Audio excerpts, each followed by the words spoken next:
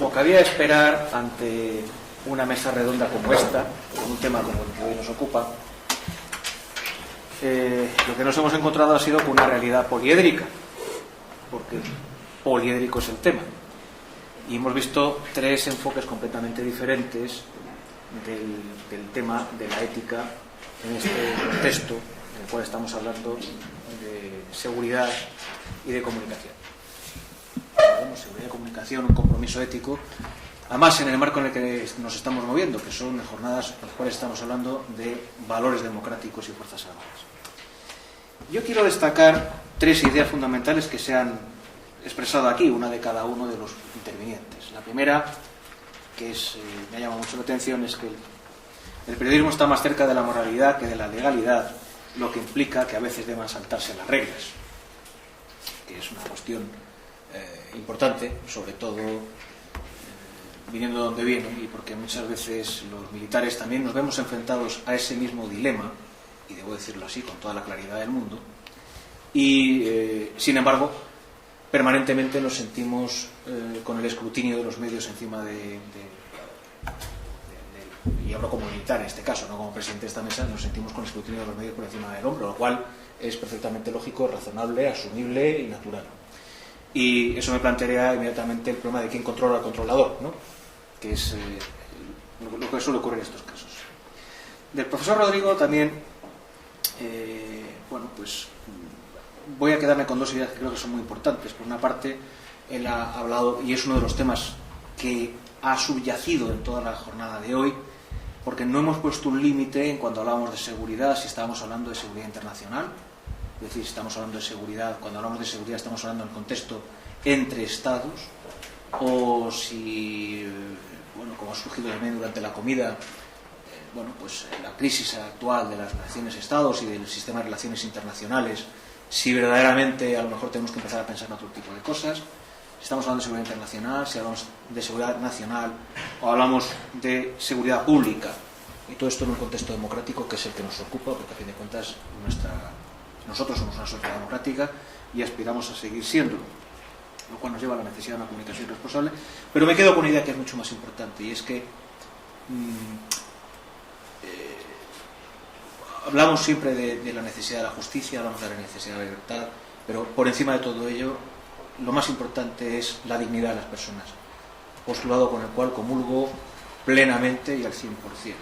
Y muchas veces pensamos que la paz es un valor supremo, y no, el valor supremo precisamente es la dignidad de las personas, y a veces se nos olvida. Y estoy totalmente de acuerdo con usted, profesor, en este sentido. Del discurso de la ponencia del comandante, yo destacaría dos ideas fundamentales. Por una parte, que la democracia hace un uso residual del poder frente al terrorismo, que es una idea que creo que es muy provocadora y muy interesante, y que el centro de gravedad del terrorismo es su narrativa. Yo creo que hemos visto suficientes temas como para poder abordar un debate en profundidad, pero yo quisiera plantear en primer lugar una pregunta a la mesa, y pido por favor que las contestaciones sean breves para luego dar posibilidad al coloquio, y es si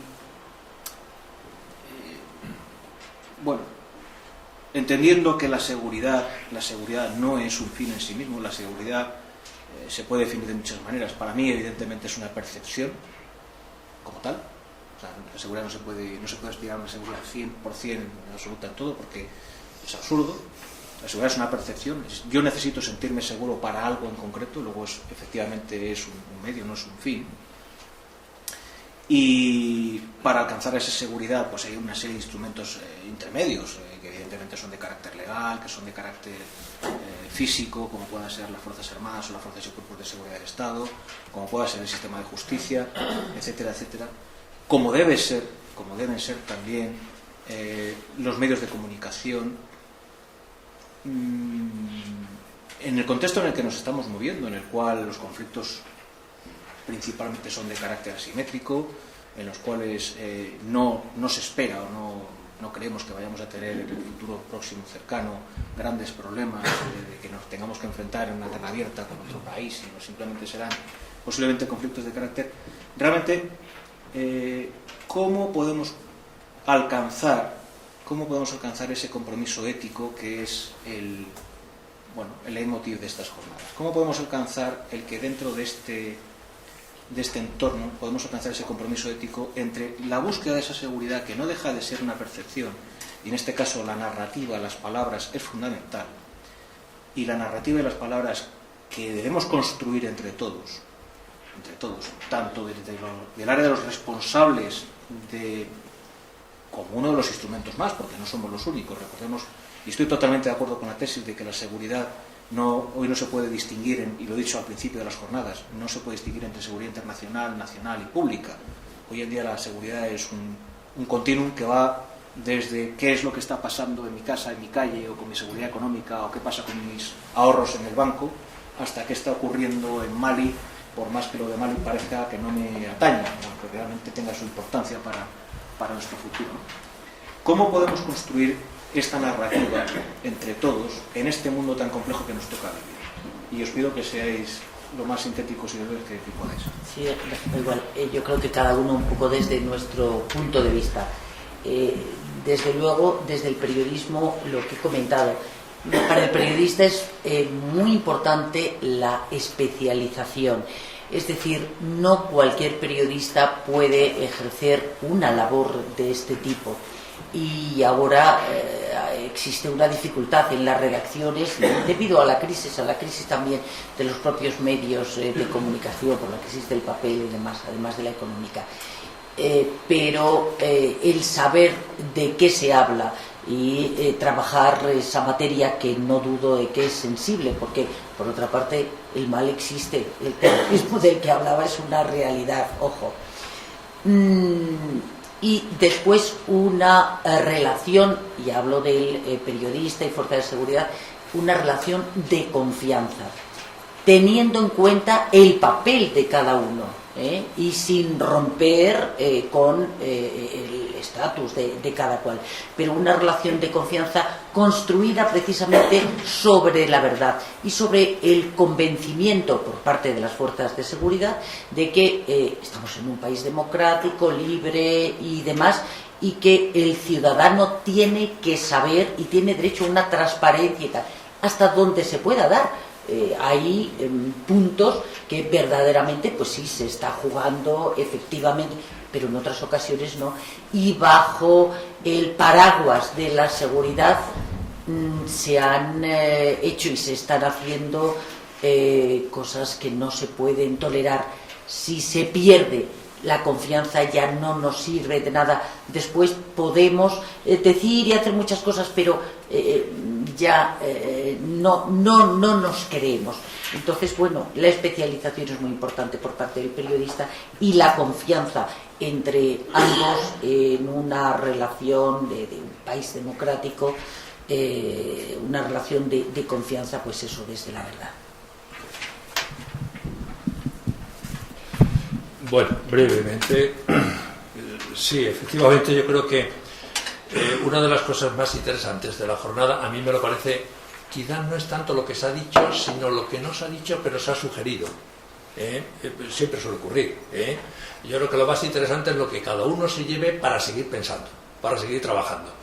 Porque aquello que ya se ha dicho, puede estar mejor dicho, pero en fin, ya se ha dicho. De alguna forma la palabra dan vida, pero también matan. Ya está dicho. No, pues yo creo que lo interesante es lo que cada uno. Alcanzar esos compromisos éticos. Se me ocurren 4 entradas. Una, yo sé que es un tema complicado, pero yo creo que deberíamos distinguir entre, es una vieja distinción, no estoy descubriendo ningún Mediterráneo, entre ética y moral. Y yo sé que esto dicho así a muchas personas a lo mejor le sorprende, ¿verdad? Es que la moral es lo que se nos manda, la moral es unidireccional, la moral tiene una fundamentación trascendente, la moral evidentemente viene fundamentalmente legitimada por relatos, discursos extra en nuestra conducta, lo típico. La moral es la moral religiosa, la que sea, ¿no? Por supuesto, hay muchas. La terrorista discutiría si el terrorismo es una ética, lo que no discutiría es que es una moral. O de conciencia. Sí, bueno, pero bueno, esa es una discusión que me parece importante. Y entonces la moral nos viene dada, pero la ética no nos viene dada. La ética tenemos que hacerla. Y tenemos que hacerla en un compromiso diario. Y ahí, en la moral es curioso, unos están y otros no están. Porque la moral es excluyente. En cambio, la ética no. La ética siempre es inclusiva. En la ética no sobra nadie. Nadie. Con sus diferencias, con sus divergencias. Por eso me parece lo más interesante de esta jornada, y lo digo en serio, y por eso yo felicito a todo el mundo, al general Ballesteros, a todo el mundo. Digo al general Ballesteros porque he aprendido mucho con los cuadernos suyos, sinceramente, he leído no sé cuántos. Le felicito porque muchos de ellos tienen un nivel intelectual realmente altísimo. Y sinceramente bueno, pues yo creo que realmente deberíamos participar activamente en la construcción ética, porque todo discurso, todo relato es absolutamente necesario, cosa que en la moral no. En la moral unos son los que tienen la verdad y los demás obedecen. Bueno, esa es una distinción que me parece interesante a la pregunta que nos hacía. 2. Desde luego, no hay compromiso ético sin diálogo. Es una vieja palabra, nos ha salido por varios sitios. Pero es que el diálogo es un reto, el diálogo es un compromiso, el diálogo es una actitud, el diálogo es una capacidad de construcción. El diálogo no solo es hablar, el diálogo implica una cosa que es fundamental, es debatir y escuchar. Debatir y escuchar. En el diálogo es tan importante el escuchar como el hablar, ¿verdad? Bueno, el diálogo, y dentro del diálogo la presencia de la ciudadanía. Adela Cortina, que es una mujer que yo respeto muchísimo, es catedrática de filosofía política de la Universidad de Valencia y presidenta de una fundación muy importante que se llama ETNOR, Ética para las Nuevas Organizaciones, que es muy interesante. Bueno, pues Adela Cortina dice muchas veces que tenemos que conseguir que no sean ni los mercados ni las tecnologías las que nos marcan la ética. Porque si nos marcan los mercados y las tecnologías, la ética, entonces ya no estamos haciendo ética, estamos haciendo moral. Y en buena medida lo que nos está pasando hoy. Tercera entrada. Desde luego, las libertades. Yo creo que es necesario, y participo totalmente de la idea, de que es necesario construir nuevos relatos que evidentemente expongan, defiendan, sin ningún tipo de papanatismos ni de falsas euforias, pero tampoco sin pesimismos tontos, que defiendan una sociedad de libertades, por encima incluso de los relatos más bien acomplejados, ñoños, del tema de la seguridad, tal como se plantean a veces, cuidado. O sea, yo me apunto a una sociedad de libertades, discuto una sociedad de seguridades. Seguridades he dicho, no he dicho ninguna seguridad en particular. Y ya sé que todo esto generaría mucha discusión, pero... Y ahí es donde me encajan los derechos humanos, claro. Y cuarta entrada, que decía, desde luego, mi labor no es ni periodista, ni soy miembro de... Mi labor es docente, y desde luego estoy absolutamente preocupado por la educación de los derechos humanos. Pero no porque tengamos que meter otra nueva asignatura más en el currículum, que ya hay demasiadas, sino porque tenemos que asumir un compromiso de transversalidad y por tanto un compromiso auténticamente ciudadano, más que profesional, ciudadano, para que los derechos humanos estén en todos nuestros discursos, nuestros relatos, nuestras construcciones teóricas, pero también vitales, en el aula. Es que si no, los derechos humanos es un bello brindis al sol. Y sobre todo para evitar tres problemas que los analistas actuales están insistiendo mucho y solo los nombro y creo que me entendéis muy bien. Una, especialmente tenemos una sociedad que cada día está generando más apraxias. Apraxias quiere decir que no hacemos,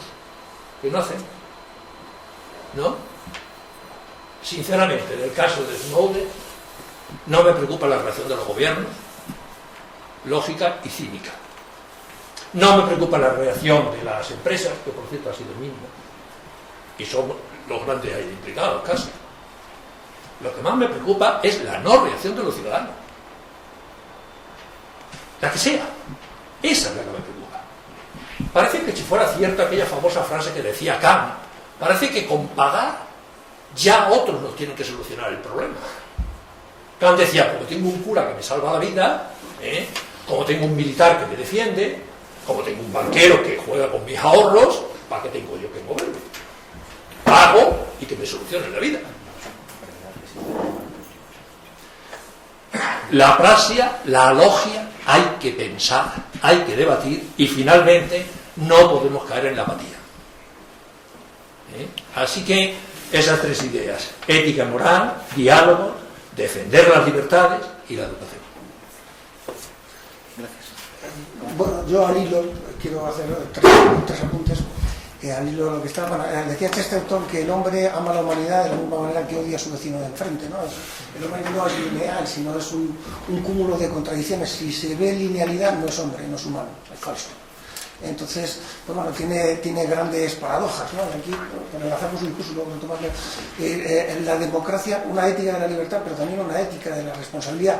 Si hubiera una ética de la responsabilidad, es decir, si se fuese la democracia fuese una democracia en la que se educase a las personas en la responsabilidad, la seguridad sería lo que debe ser, que es transparente al usuario.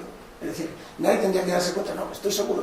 ¿Por qué? Porque soy responsable, porque conozco mis fuerzas armadas, porque sé lo que tengo que hacer, porque las doto, porque tal. Entonces no habría que insistir sobre la necesidad de la seguridad, de que necesitamos esto. ¿Por qué? Porque la gente se dotaría a sí misma y trataría, yo siempre se lo digo, por favor, conózcannos para mandarnos mejor. Porque son ustedes los que nos mandan a través de sus representantes políticos. Pero si no nos conocen, si no hay una ética de la responsabilidad que haga que la gente, no, hay que explicárselo, y al explicarlo nos hacemos visibles. Entonces, la seguridad, que debería ser transparente al usuario para que la libertad fuera mayúscula, no lo es. Y la gente, bueno, siente...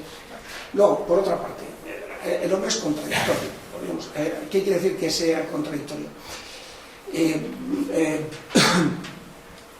Si van ustedes a cualquier sitio, por insignificante que sea, seguro que les van a hacer pasar por un arco de detector y por una máquina de rayos X que a lo mejor no funciona, pero da la sensación de seguridad. O sea, exactamente. ¿Por qué? Pero frente a ese ansia de seguridad interior, hay un desapego, como si lo exterior no influyese en lo interior, y lo exterior influye en lo interior. El dentro-fuera son conceptos que están superados. De hecho, las nuevas guerras, el concepto de Mericaldo, 2001, la clave se encuentra en domesticar las fronteras, no solamente en las fronteras físicas, sino en las fronteras ideológicas y en las fronteras intelectuales. Por eso tiene tanto éxito las policías militarizadas, para las que ya las Fuerzas Armadas trabajan en el interior y las policías salen fuera. Y la policía militarizada no distingue ni entre dentro ni fuera, ni entre terrorista, ni soldado, ni al cuartelillo todos. O sea, ¿no? Y se acaba.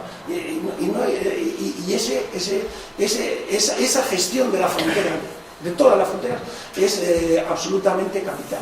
Y luego incluir la cuestión de la seguridad. La seguridad es un concepto que se pone en fuerza después del 11S y que entra en 2004.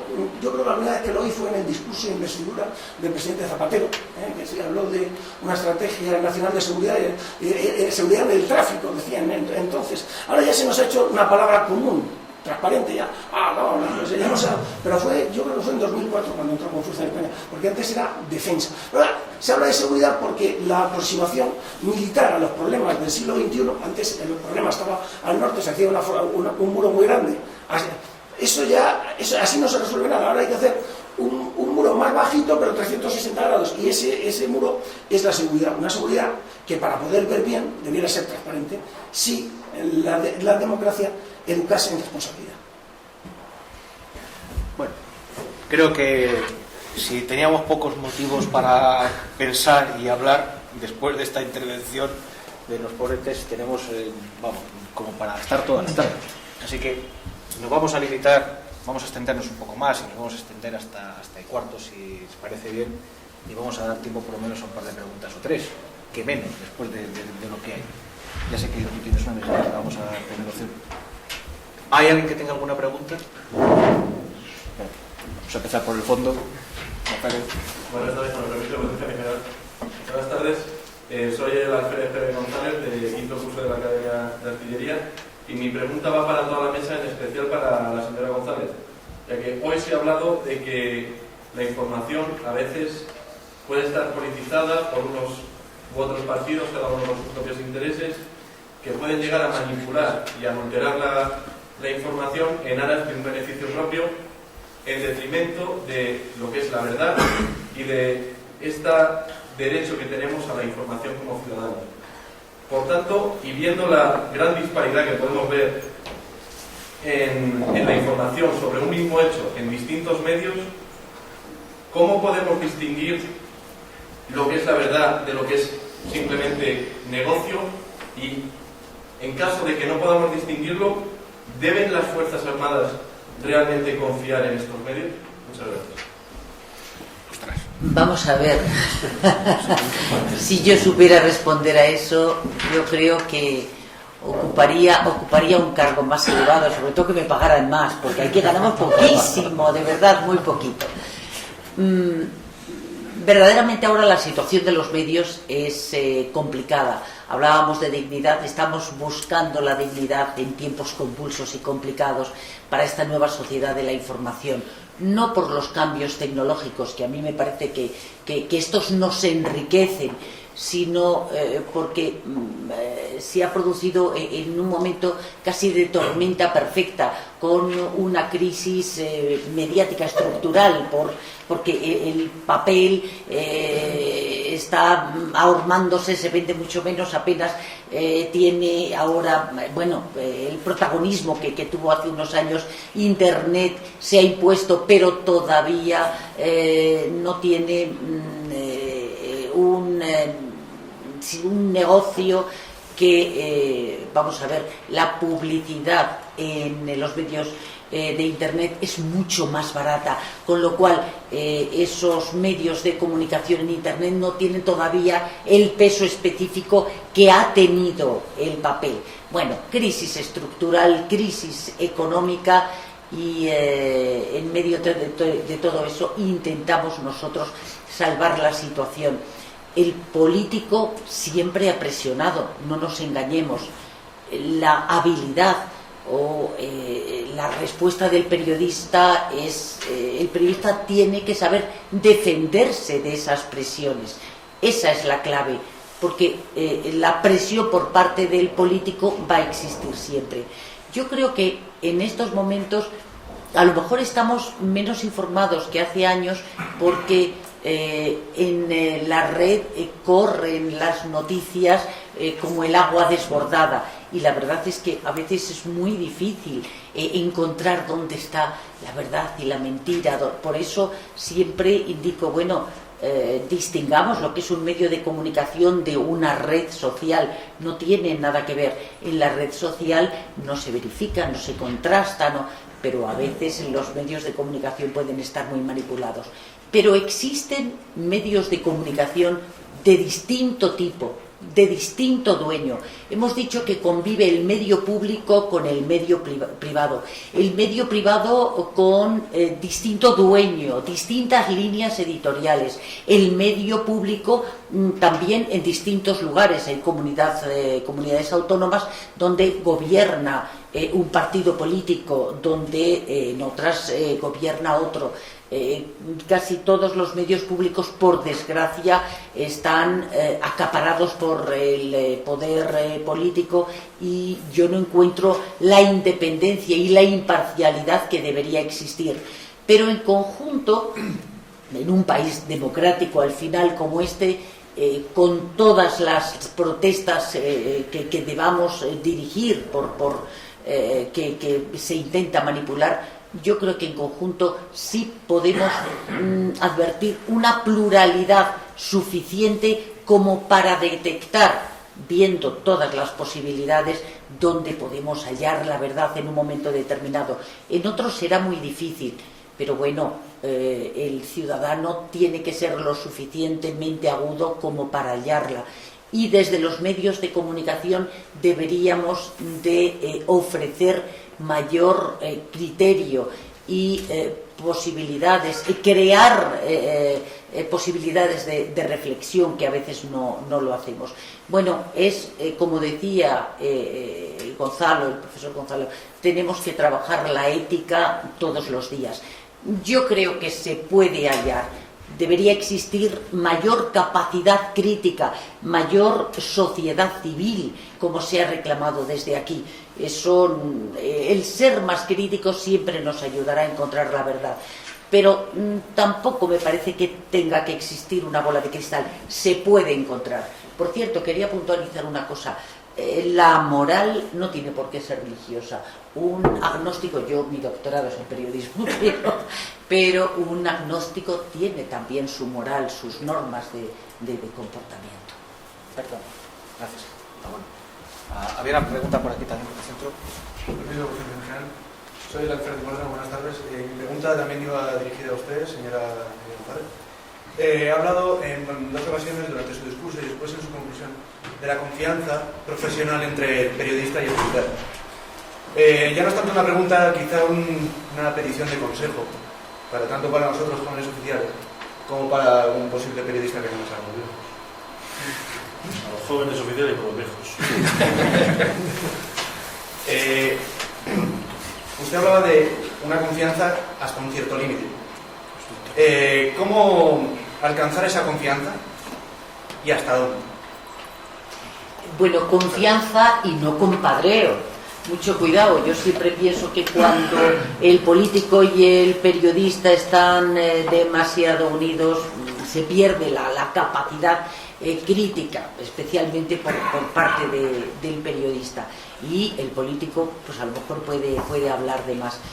Yo creo que la clave está en lo que comentábamos antes, en la verdad.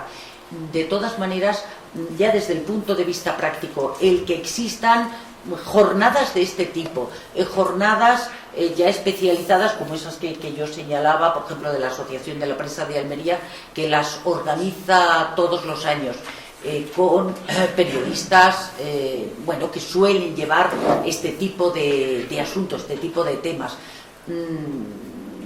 Pues todo eso genera un mayor acercamiento necesario por parte vuestra, pero por parte nuestra también. Tenemos que conocer el otro lado y cuáles son las limitaciones y los problemas y encontrarse, porque a veces nosotros también vivimos en la irrealidad y hablamos de la libertad de información y de la libertad de expresión y tal, como si eso estuviera en una nube, en un papel y colocado en un cuadro con su marco tan bonito, y la realidad a veces no es tan maravillosa.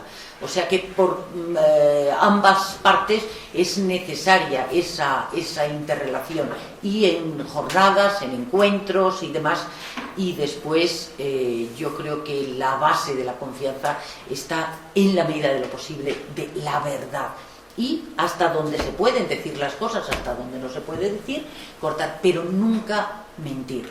Si mentimos, una parte y otra, pero claro, para nosotros, vosotros sois nuestra fuente. Si nosotros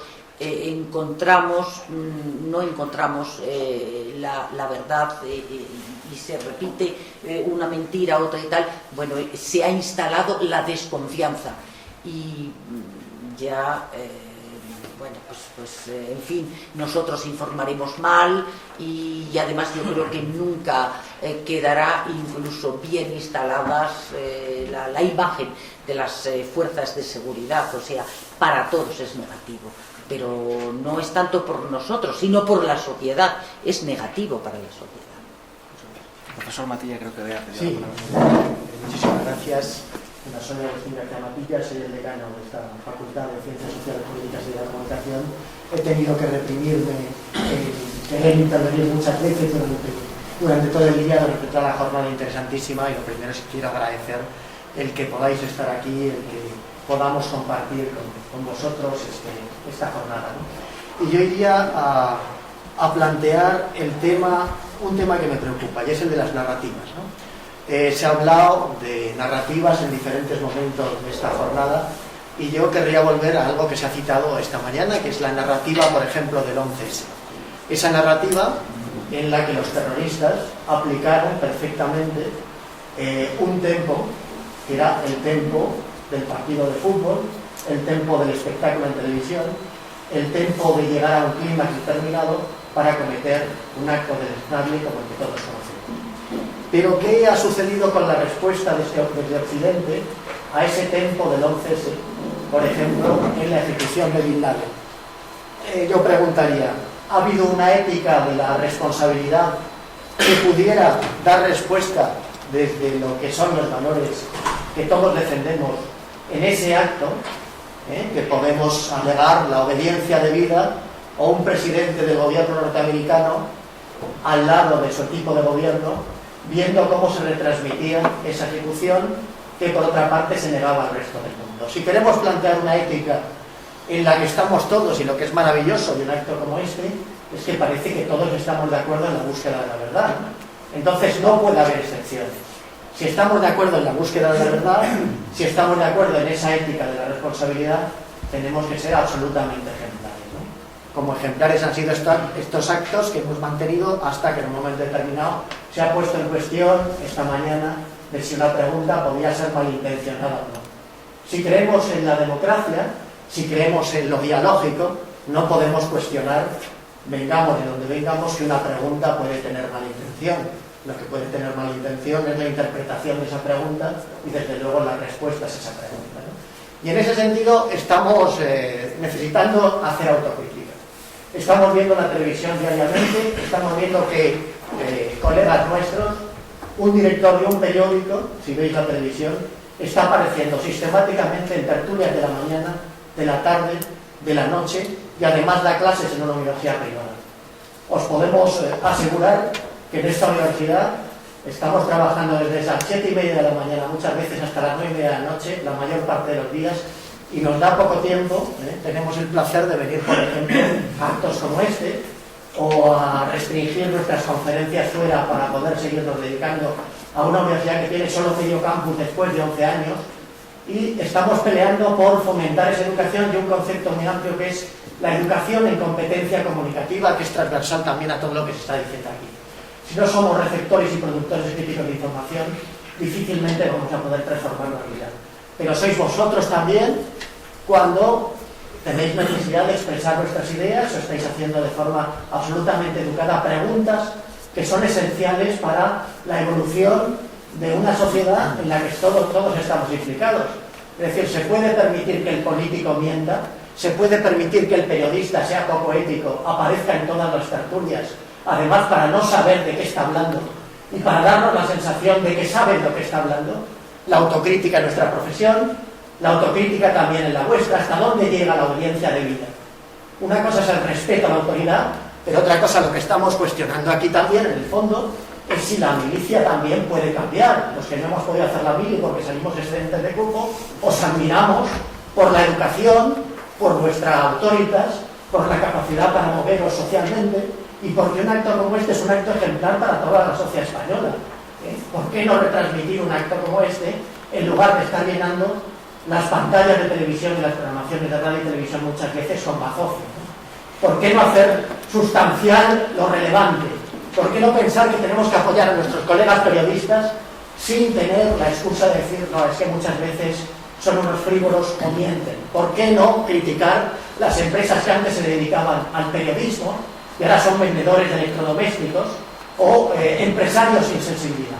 Todos estamos en la misma batalla, y es una batalla pacífica en este caso, ¿no? No es logística, es una batalla, sí, logística, pero logística de la humanidad, logística de los valores humanos, y en eso todos estamos unidos para transformar una sociedad que ha sido una sociedad como la que tenemos por el silencio en el que nos han metido. Cuando llegan nuestros alumnos a la facultad, llegan con miedo a levantar la mano a participar, porque hemos hecho una sociedad que evitaba y penalizaba la participación. Lo que es admirable de lo que estamos haciendo aquí es que nadie tenga miedo, ningún cadete, ningún militar, sea de la graduación que sea, tiene miedo a poder dialogar con sus oficiales, a poder dialogar en un pensamiento crítico, que es lo que tenemos que fomentar en el fondo. La pregunta, perdón, sería, ¿ha habido ética de la responsabilidad en el terrorismo ejercido contra Osama Bin Laden, tomando las mismas armas que el propio terrorista tomó? Esa es mi pregunta.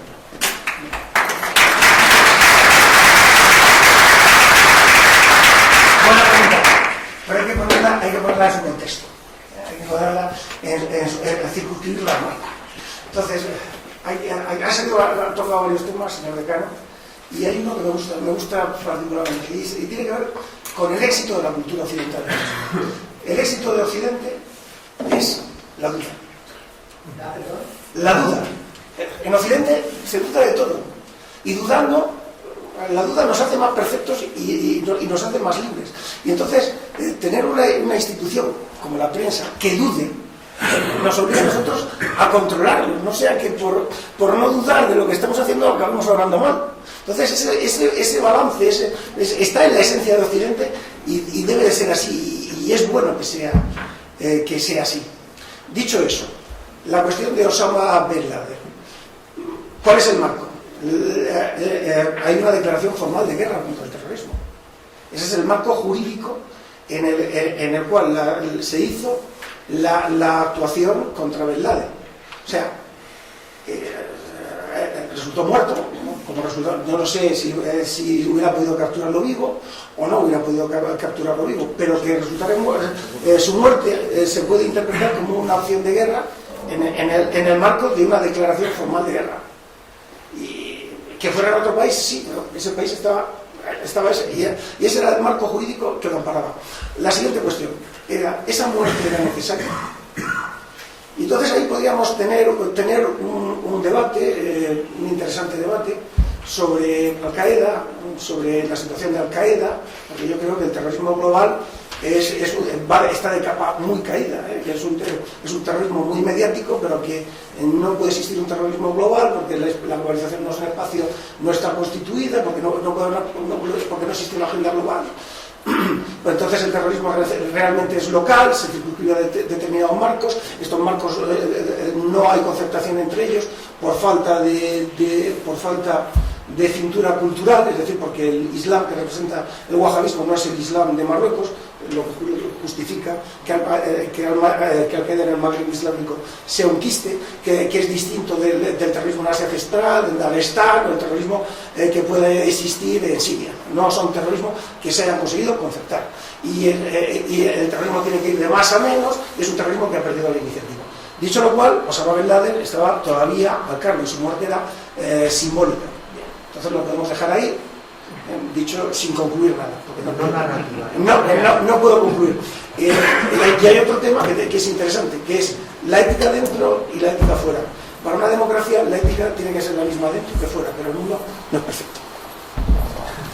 Bueno, es que nos queda tiempo para una última pregunta. Lleva un rato nuestro profesor también insistiendo y no quiero dejarle sin opción a participar, pero por favor que sea muy breve porque ya estamos totalmente fuera de tiempo. Bueno, muchas gracias. Esta tampoco va a ser lo primero, un apunte rápido, aunando lo que decía Agustín. Yo creo que la única manera de acercarnos un poco a la verdad, si esta existe, es con la educación, sea en la academia, sea en la universidad. Tenemos que ser individuos educados, aprender y tener capacidad crítica para discernir. Si no, nos queda otra. O sea, no hay un sitio donde te diga la verdad, abrimos el libro y nos iluminamos. Eso no existe y tenemos que crecer, ser adultos y darnos cuenta de que la única manera de acceder a un conocimiento que se aproxime a la tecnología, a lo que está pasando, es a base de mirar muchas fuentes y tener espíritu crítico para diferencia. No queda. Lo siguiente también, abundando en la dirección en la que ha hecho la pregunta. Por favor, brevedad, porque ya veo que estamos totalmente fuera de sitio. Dar un poco la sensación, a mí me da la sensación de que si uno habla de seguridad desde este foro, la seguridad protege lo que está aquí, pero el terrorismo no solamente de unos contra los que están en Occidente, sino también es el terrorismo de todos los días en Irak, en Afganistán, donde mueren cientos y cientos de personas, y los países con democracia, como el nuestro, que intervienen en esos sitios, al final generan también un feedback que produce que una persona se ponga un cinturón y vuelve a todos. Es verdad que eso es un acto absolutamente reprobable y todo lo que queramos, pero yo quería preguntar, ¿existe a día de hoy una mentalidad en el ámbito de la seguridad militar para intervenir y minimizar las desigualdades y sobre todo también paliar las burradas que hemos hecho como países occidentales en otros sitios, de manera que no se genere esa semilla de odio tan terrible, de la que yo me siento como ser humano cercano, porque yo creo que cualquiera que matan a los familiares o que castigan de una determinada manera muy gorda, pues odio.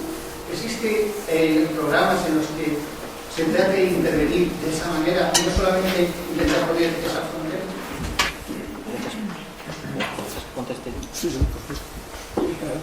Muy simple y muy llanamente.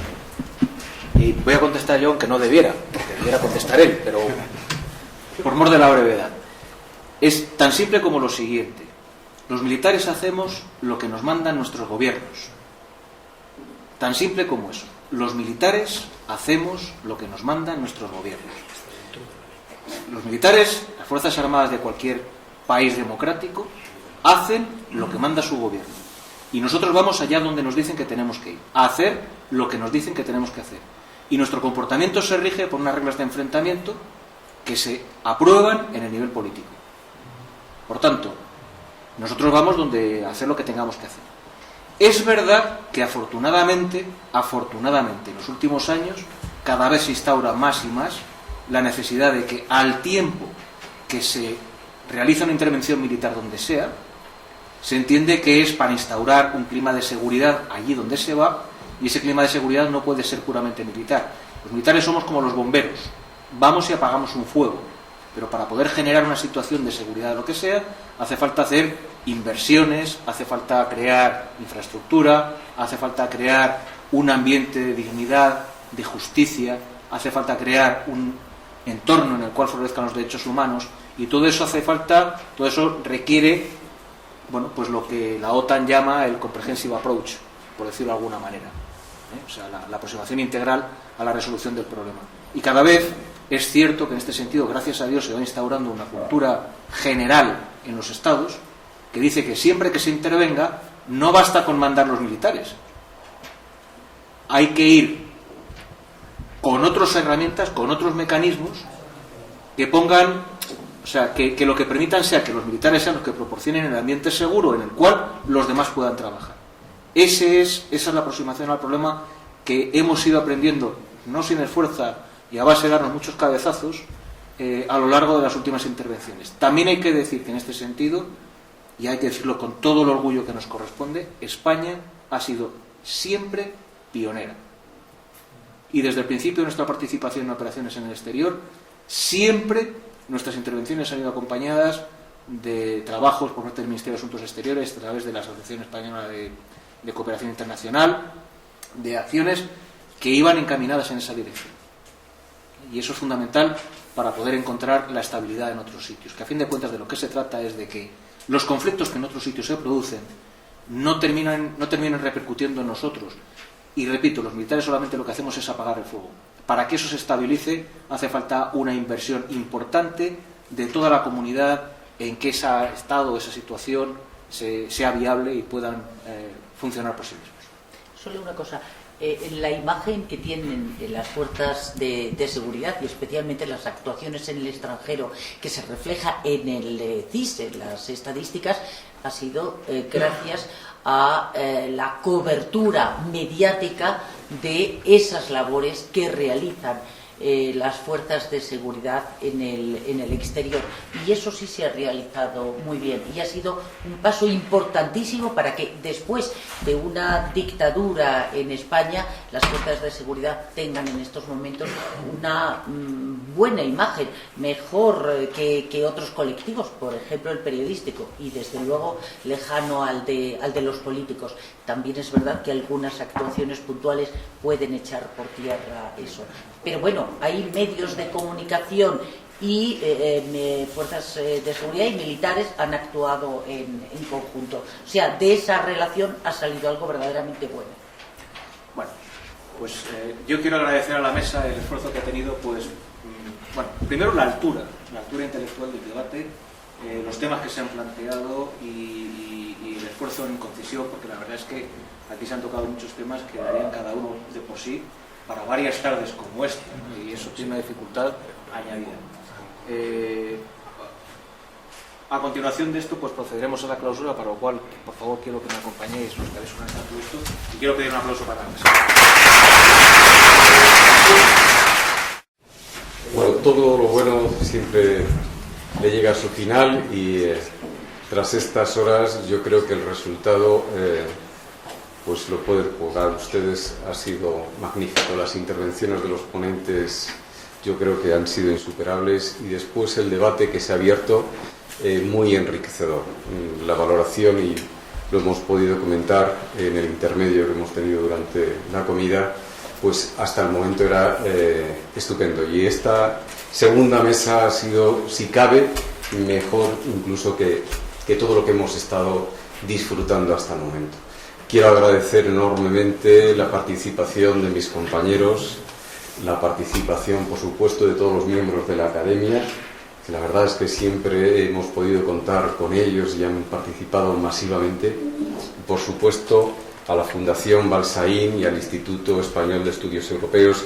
Sin su iniciativa hubiera sido imposible el lanzamiento de esta segunda jornada. Yo lo que confío, y además así lo hemos expresado, es que este tipo de actividades se consoliden y ya sea bien con este formato o con otros formatos que veamos se van adaptando cada vez mejor, pues incluso en la búsqueda de que nuestros propios alumnos participen, pues veamos nuevas ediciones en años venideros. Muchísimas gracias y espero verles el año que viene. Muchas gracias.